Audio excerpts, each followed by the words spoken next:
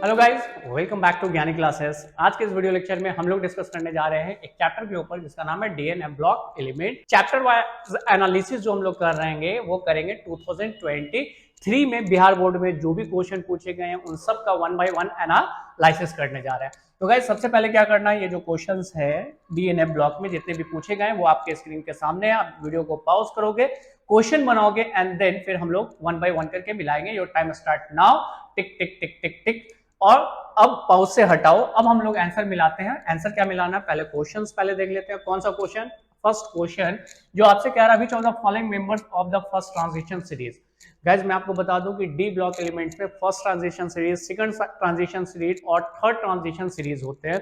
और इस सीरीज को याद रखने के लिए मैंने प्रीवियस वीडियोस में यानी PYQ में ही आपको सॉल्व कराया है। क्या सॉल्व कराया कि कैसे आपको याद रखना है, लेकिन पहले मैं आपको बता दूं कि फर्स्ट ट्रांजिशन सीरीज में इनमें से कौन सा एलिमेंट होंगे। वैसे आपका आंसर बिल्कुल सही है, निकेल, ठीक है, लेकिन फिर भी हम लोग देख लेते हैं फर्स्ट ट्रांजिशन सीरीज में कौन आता है। Scandium, titanium, vanadium, chromium, manganese, iron, cobalt, nickel, copper, zinc, ये सारे एलिमेंट जो है वो फर्स्ट ट्रांजिशन सीरीज के। लेकिन अगर मैं इसमें जो आपसे सवाल कर रहा है कि ये चार ऑप्शन बना दिया और ये पूछ रहा है कि इनमें से कौन सा एलिमेंट है जो फर्स्ट ट्रांजिशन सीरीज के हैं, तो the right answer is nickel. आप जानते थे आंसर, और आंसर आपका मेरा बिल्कुल सही है। बहुत आसान सा क्वेश्चन है ये, तो आपसे बनेगा ही बनेगा, इतना तो उम्मीद है आपसे। चलो नेक्स्ट क्वेश्चन देखते हैं। नेक्स्ट क्वेश्चन आपने सही बनाया है नहीं बनाया, देखते हैं इसका भी आंसर आपसे मैच करेगा कि नहीं करेगा। पहले मैं आपको बता दूं कॉपर के बारे में, इसका इलेक्ट्रॉनिक कॉन्फिगरेशन बनाना है। तो कॉपर का एटॉमिक नंबर होता है गाइस 29। अगर मैं इसका इलेक्ट्रॉनिक कॉन्फिगरेशन बना रहा हूं, जनरल इलेक्ट्रॉनिक कॉन्फिगरेशन बनाने पहले 1s2, 2s2, 2p6, 3s2, 3p6 और उसके बाद हो जाएगा 4s2 एंड 3d9। ऐसा कभी इलेक्ट्रॉनिक कॉन्फिगरेशन नहीं हो सकता है, क्योंकि यहां पर ये D और S में क्या होगा ना कि S में 1 होगा और 9 में कितना, D में कितना हो जाएगा, 10 हो जाएगा। ये इलेक्ट्रॉनिक कॉन्फिगरेशन बनता है कॉपर का जनरल इलेक्ट्रॉनिक कॉन्फिगरेशन, मतलब S ऑर्बिटल्स में 1 इलेक्ट्रॉन और D में कितना हो जाएगा, 10। Clear? Because of full field. अब ऐसे केस में जब हम इसके ऊपर 2+ लगाते हैं तो आप ये देखो कि ये 2 इलेक्ट्रॉन लॉस करेगा। पहला इलेक्ट्रॉन जो लॉस होगा वो 4s से लॉस होगा और एक इलेक्ट्रॉन जो लॉस होगा वो D से लॉस होगा। इन द सेंस ये हो जाएगा 4s 3d9। लेकिन आप ये समझ लो कि अगर मैं यहां से यहां तक ऐड करता हूं 2, 4, 10, 12 और 6, 18, यानी यहां से यहां तक का कॉन्फ़िगरेशन आपके किस नोबल गैस के लेवल पे है, यानी कौन से नोबल गैस है जिसका इलेक्ट्रॉनिक कॉन्फ़िगरेशन ये होता है, तो जवाब है आर्गन। आर्गन का एटॉमिक नंबर होता है गाइस 18, तो 18 तक यहां कंप्लीट हो गया। उसके बाद क्या है 4s जिसमें एक भी इलेक्ट्रॉन नहीं है और 3d क्या है गाइस 9। तो इन द सेंस अगर 4s 0 नहीं भी लिखा हुआ है तो लास्टली क्या है 3d 9 होगा। तो द राइट आंसर क्या हो जाएगा गाइस, आंसर सी। चलो हम लोग देख लेते हैं राइट आंसर हमारा क्या है, सी है। सिंपल सा इलेक्ट्रॉनिक कॉन्फिगरेशन है, मतलब d ऑर्बिटल्स में इसके टोटल कितना इलेक्ट्रॉन हो जाएगा, टोटल 9 इलेक्ट्रॉन हो जाएगा, जिसको हम इस तरह से देख लेंगे। और 9 इलेक्ट्रॉन कैसे डालेंगे, 1 2 3 4 5 6 7 8 9, ठीक है। तो एक और चीज, अगर ये फुलफिल्ड होता तो ये डायमैग्नेटिक होता, नो अनपेयर्ड इलेक्ट्रॉन। लेकिन यहां पर क्या दिख रहा है, एक अनपेयर्ड इलेक्ट्रॉन होने की वजह से Cu2+ पैरामैग्नेटिक नेचर का होता है। क्लियर? चलो कारण क्या है मैं इसलिए बता रहा हूं क्योंकि आगे आपको ट्रांजिशन सीरीज में जो 5 मार्क्स के क्वेश्चन पूछे गए हैं उसमें हेल्प मिलेगा इस चीज को समझने के लिए। तो ये एग्जांपल मैं कॉपर वाला भी उठा लूंगा, ठीक है। चलो इसका स्क्रीनशॉट हो गया गाइस। नेक्स्ट क्वेश्चन की तरफ चलते हैं। और नेक्स्ट क्वेश्चन क्या कह रहा कि which of the following of ions of transition elements is paramagnetic. देखो ये नेक्स्ट क्वेश्चन को मैंने क्या कहा, मैंने पिछले ही क्वेश्चन में आपको वो एक्सप्लेन कर दिया जिसकी जरूरत अभी आपको पढ़ने वाली है कि इनमें से कौन सा है जो पैरामैग्नेटिक है। तो जवाब है Cu2+। कैसे, जस्ट अभी कुछ मिनट पहले मैंने आपको बताया कि कॉपर का जो कॉन्फ़िगरेशन हो रहा है वो हो रहा है 3d9। हाँ सर बताएं। और इसमें number of electron total 9 electron को जब हम फिल करते हैं तो पहले क्लॉकवाइज फिर एंटी क्लॉकवाइज, और एक जो इलेक्ट्रॉन होगा उसका अनपेयर्ड होगा। और जब भी अनपेयर्ड इलेक्ट्रॉन होता है तो हम उसे क्या कहते हैं, पैरामैग्नेटिक। तो सर बाकी सबका नहीं बनाएंगे, बना के देख लो। अगर जिंक आपको आता है तो जिंक में आपको क्या दिखेगा, 3d में कितना इलेक्ट्रॉन 10, तो एक भी अनपेयर्ड इलेक्ट्रॉन नहीं होगा तो वो डायमैग्नेटिक होगा। सेम केस सिल्वर में आएगा और सेम केस गोल्ड में आएगा, लेकिन 1+ वाले केस में। क्लियर? आंसर हमको सामने में नजर आ रहा तो फिर हम इधर उधर क्यों जाए। क्लियर। चलो थर्ड का आंसर क्या है, बी। थर्ड के बाद नेक्स्ट चलते हैं बेटा, which of the following called coining metal, इनमें से कौन सा है जिसको क्वाइनिंग मेटल का कैटेगराइज दिया गया, मतलब क्वाइनिंग मेटल कहा जाता है। तो वैसे अभी के टाइम में हमारे पास सिक्का बहुत सारा है जो आयरन का भी चलता है, लेकिन आयरन रियल में सिक्के के रूप में इस्तेमाल नहीं किया जा सकता था। बहुत पहले, मतलब अगर हम राजा महाराजा के टाइम में चले या कहीं म्यूजियम में जाते हैं घूमने के लिए, तो हम ज्यादातर देखते हैं चांदी का सिक्का है या सोने का सिक्का, मतलब सिल्वर और गोल्ड तो क्वाइंस के रूप में इस्तेमाल होता था, लेकिन इन सब के अलावा एक और क्वाइंस के रूप में इस्तेमाल होता था कॉपर।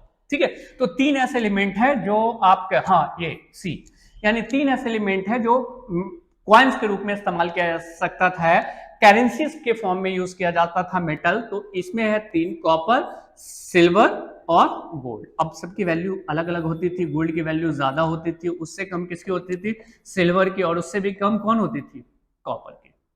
तो वैल्यू हम लोग हिस्ट्री नहीं बात कर रहे हैं, हमें सिर्फ और सिर्फ ये जानना था कि कौन से ऐसे मेटल है जिसे क्वाइनिंग मेटल्स कहते हैं, जो क्वाइंस के रूप में इस्तेमाल होता है। तो याद रखिएगा सिल्वर, गोल्ड और कॉपर। ऐसे ये कॉमन सा भी जवाब हो सकता है, जरूरी नहीं कि इसके लिए बहुत ज्यादा केमिस्ट्री आनी चाहिए, सिंपल सा आपको बात समझ में आ जाएगा, आप क्वेश्चन इसका सॉल्व कर लोगे।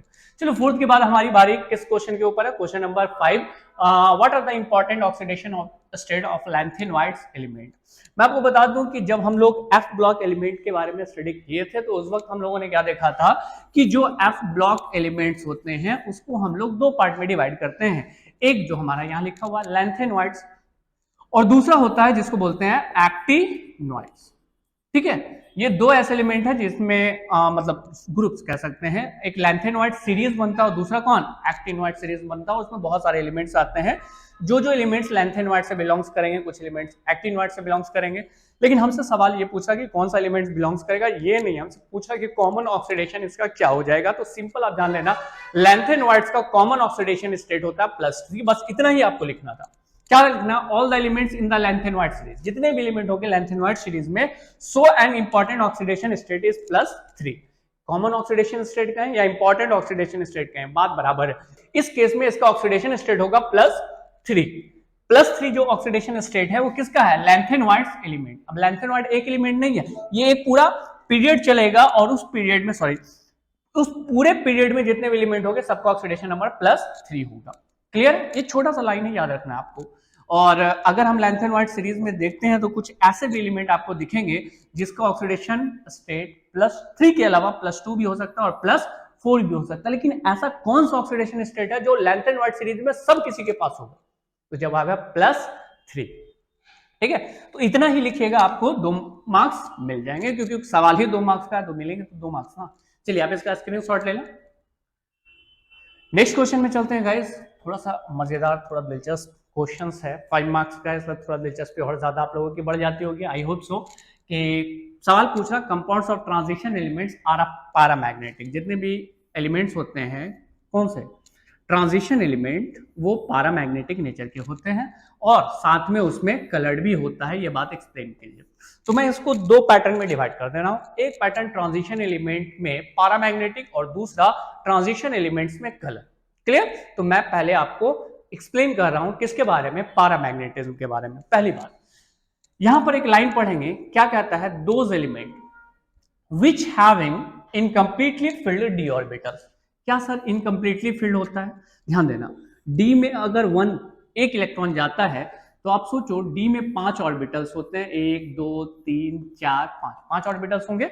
d में अगर 1 इलेक्ट्रॉन गया तो ये भी पैरामैग्नेटिक, क्यों, क्योंकि एक ही इलेक्ट्रॉन है, वो भी अनपेयर्ड। चलिए सर एक नहीं बल्कि 2 देकर के दिखाइए। तो अगर मैं इसमें 2 इलेक्ट्रॉन डाल रहा हूं तो 1 इलेक्ट्रॉन इस ऑर्बिटल्स में, 1 इलेक्ट्रॉन इस ऑर्बिटल में, इस बार तो 2 अनपेयर्ड इलेक्ट्रॉन होंगे, फिर भी पैरामैग्नेटिक। 3 डाले तब भी पैरामैग्नेटिक, 4 डाले तब भी पैरामैग्नेटिक, 5 डाले तब भी पैरामैग्नेटिक, 6 भी डाले तब भी paramagnetic, 7 paramagnetic, 8 paramagnetic, 9 paramagnetic, 10 diamagnetic. In the sense कि अगर d में 1 से लेकर 9 तक इलेक्ट्रॉन है तो वो पैरामैग्नेटिक होगा, क्योंकि अनपेयर्ड जहां आपको इलेक्ट्रॉन नजर आ रहा है d के ऑर्बिटल्स में, अनपेयर्ड इलेक्ट्रॉन जहां नजर आ रहा है d के ऑर्बिटल्स में, तो वो बन जाएगा पैरामैग्नेटिक। ठीक है, मैं आपको मिला क्या रहा हूं, मिलाना एक छोटी सी बात है। जो सवाल किया कि ट्रांजिशन एलिमेंट पैरामैग्नेटिक नेचर का है, तो मैं वही कह रहा हूं कि ट्रांजिशन एलिमेंट वो हो सकता है जिसके पास डी में इनकम्प्लीट फील्ड ऑर्बिटल्स हो। इनकम्प्लीट फील्ड मतलब 1 से लेके 9 तक, और ऑब्वियसली कि जब 1 से 9 तक इलेक्ट्रॉन होगा तो इनकम्प्लीट फील्ड होगा, और जो भी इनकम्प्लीट फील्ड होगा वो किस नेचर का होगा, पैरा मैग्नेटिक नेचर का होगा। क्लियर? अगर फुल फील्ड हो गया तो वो डायमैग्नेटिक होगा। वही कहता है those element which having incompletely filled d orbitals in their atomic as well as their क्या common oxidation state. Common oxidation state का मतलब सर, अभी बात समझना, अगर मैं कॉपर का इलेक्ट्रॉनिक कॉन्फ़िगरेशन बना के दिखाऊं आपको, ठीक है, जनरल कॉन्फ़िगरेशन, तो अभी थोड़ी देर पहले आपने देखा था आर्गन था, हाँ सर आर्गन था। उसके बाद क्या था 4s1 और 3d क्या था 10, यहाँ तो d जो है वो कंप्लीट फील्ड हो गया। यहाँ पे आप समझेंगे कि क्या ये ट्रांजिशन एलिमेंट हो सकता है, क्योंकि d तो यहाँ कंप्लीट है, 10 का 10 है, और यहाँ पर ट्रांजिशन एलिमेंट में होने के लिए कम से कम 1 और ज्यादा से ज्यादा 9 इलेक्ट्रॉन होना चाहिए, मतलब अनपेड इलेक्ट्रॉन दिखना चाहिए। ऐसे केस में जब हम इसका जनरल इलेक्ट्रॉनिक कॉन्फ़िगरेशन देखते हैं तो उससे जब हम मैच कराते हैं तो इसका हम लोग दूसरा भी चीज देखते हैं, वो क्या है, कॉमन ऑक्सीडेशन स्टेट डाल करके जब हम करते हैं तो 3d में कितना जाता है 9, तब ये पैरामैग्नेटिक बन जाता है। क्लियर? तो चाहे तो ये ग्राउंड लेवल पे 9 आ जाए, या फिर अपने ऑक्सीडेशन स्टेट में डाल करके जब हम देखते हैं कि 9 आ रहा, तब भी वो क्या हो सकता है, ट्रांजिशन एलिमेंट हो सकता है। देखो मैंने शायद ज्यादा बोल दिया, अब ज्यादा कंफ्यूज आ गए होंगे। चलिए इस कंफ्यूजन को दूर करते हैं, और कंफ्यूजन को दूर करने के लिए एक सिंपल सा शब्द जान लीजिए कि डी में अगर 1 से लेकर 9 तक के बीच में कोई भी इलेक्ट्रॉन रहेगा, चाहे वो ग्राउंड लेवल पे रहे या फिर एक्साइटेड लेवल पे रहे, मतलब कॉमन ऑक्सीडेशन स्टेट में रहे, तो वैसे को हम ट्रांजिशन एलिमेंट कहेंगे। लेकिन अगर डी में आपका कंप्लीट फील्ड ऑर्बिटल्स बनना जैसे 10 इलेक्ट्रॉन, तो ऐसे को आप क्या बोलोगे, ट्रांजिशन एलिमेंट नहीं है वो। जैसे एग्जांपल के तौर पे अगर मैं यहां पे बात करूं, transition element are belongs to D block, जितने भी ट्रांजिशन एलिमेंट है सारे डी ब्लॉक में बिलोंग्स करेंगे, लेकिन सारे डी ब्लॉक के एलिमेंट ट्रांजिशन एलिमेंट नहीं हो सकते हैं। But all the D block elements are not transition element because of completely filled D orbital such as zinc, cadmium और मर्क्यूरी। जिंक में देखो डी में 10 इलेक्ट्रॉन, जिंक का दोनों कंडीशन देख लेना, जिंक में जनरल बनाओगे तो बन जाएगा Ar 4s 2 एंड 3d कितना 10। जिंक का कॉमन ऑक्सीडेशन स्टेट कितना है Zn2 प्लस, इसमें क्या है आर्गन और क्या है 4s0 एंड 3d 10। तो दोनों कंडीशन में हमने देखा तो डी में तब भी 10 इलेक्ट्रॉन था और कॉमन ऑक्सीडेशन केस में भी 10 इलेक्ट्रॉन पुर रहा। तो ऐसे केस में जिंक जो है वो ट्रांजिशन एलिमेंट नहीं है, जिंक ट्रांजिशन एलिमेंट नहीं है, लेकिन आप कॉपर को देखो तो कॉपर ट्रांजिशन एलिमेंट है। क्लियर है? तो जितने भी ट्रांजिशन एलिमेंट होंगे सारे के सारे कैसे होंगे, तो पैरामैग्नेटिक नेचर के होंगे। ये बात प्रूव्ड हो गया, क्योंकि ट्रांजिशन एलिमेंट वही हो सकते हैं जिसमें अनपेड इलेक्ट्रॉन हो, और जिसमें अनपेड इलेक्ट्रॉन होगा वो पैरामैग्नेटिक नेचर का होगा। आई होप सो इतनी बात आपको समझ में आ गई होगी। लेकिन हाँ, ये एक सेक्शन कंप्लीट हुआ जो आपका ये प्रूव्ड कर रहा कि ट्रांजिशन एलिमेंट है वो पैरामैग्नेटिक का नेचर का होगा। अगली बात पे आते हैं, और नेक्स्ट बात क्या है ना कि कलर के बारे में अब हम लोग बात करेंगे कि ये कलर्ड भी होता है। तो कलर के लिए सबसे पहला क्या था, most of the transition metal ion exhibit colour property. जितने भी ट्रांजिशन एलिमेंट है वो कलर शो करते हैं। जैसे ब्लू विट्रियोल का नाम सुना होगा, वो ब्लू कलर का होता है। हमारा ब्लड रेड कलर का होता है बिकॉज ऑफ आयरन। तो आयरन में भी कौन, Fe2+, तो Fe3+। इस तरह से बहुत सारे एलिमेंट्स है डी ब्लॉक के जो कलर शो करते हैं।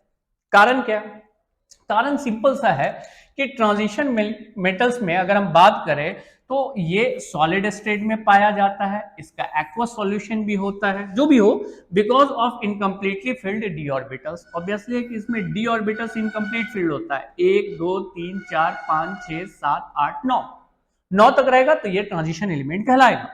विच स्प्लिट इनटू 2 सेट्स, मतलब ऐसा समझो, मतलब ज्यादा नहीं समझना, इससे पहले मैंने आपको कलर वाले क्वेश्चन में इसको एक्सप्लेन किया है कि डी में अब जो भी इलेक्ट्रॉन है डजंट मैटर, ये 2 एनर्जी लेवल पे टूट जाता है, एक जिसको T2G कहते हैं और दूसरा जिसको TEG कहते हैं।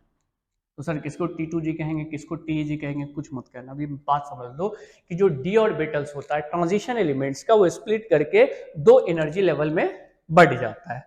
अब जो एनर्जी गैप बनता है इसके बीच में, वो एनर्जी गैप लाइट से आने वाले इंटेंसिटी को, जो भी लाइट आ रहा उस इंटेंसिटी को ये एब्जॉर्ब करता है और खुद जो है वो कलर डेवलप करता है। क्लियर? तो इन द सेंस जो भी ट्रांजिशन एलिमेंट्स होंगे उसमें जो d ऑर्बिटल्स है वो इनकम्प्लीट फील्ड है, और इनकम्प्लीट फील्ड होने के कारण उसका d ऑर्बिटल्स स्प्लिट करता है। स्प्लिट करने की वजह से उसके बीच में एनर्जी गैप बनते हैं।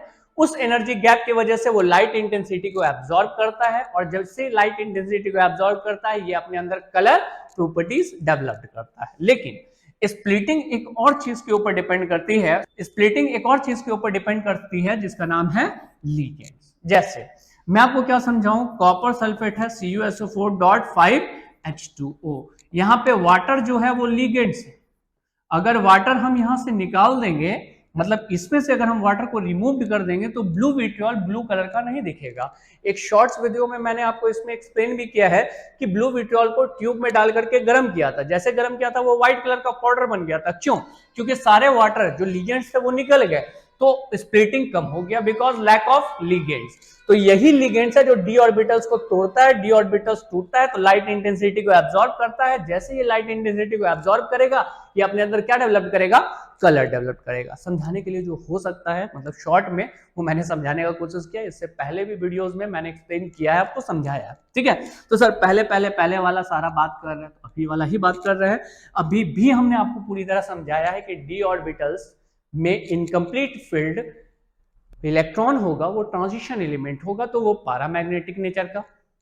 पहले चीज, ये d ऑर्बिटल्स लीजेंड्स के साथ मिलकर स्प्लिट करेगा। जैसे ये स्प्लिट करेगा इस दोनों के बीच में एनर्जी गैप बनेगा।